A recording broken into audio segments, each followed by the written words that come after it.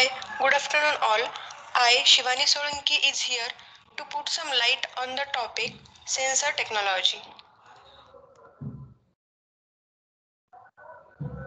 Measurement is an important subsystem of any major system, whether it may be a mechanical system or an electronic system. A measurement system consists of sensors, transducers, and signal processing devices. When sensors are used at input of any system, actuators are used to perform output function in the system as they control an external device. The use of these elements and devices is not limited to measuring systems. These are also used to perform specific tasks to communicate with the real world. A sensor converts a physical event into an electrical event, whereas an actuator converts electrical signal into a physical event. According to Instrument Society of America, a sensor is a device that provides usable output in response to a specified quantity which is measured.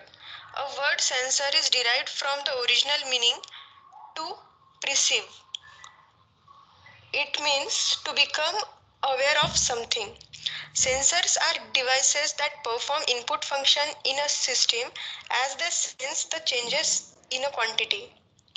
A sensor is a device that detects changes and events in a physical stimulus and provides a corresponding output signal that be measured or recorded. Output signal can be measurable signal and is generally an electrical quantity. The best example of a sensor is mercury thermometer.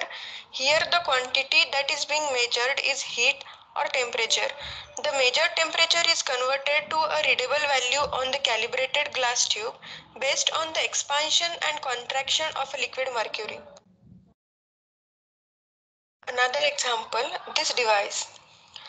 This device is equipped with an infrared sensor that can be quickly measure surface temperature without making any contact with person's skin.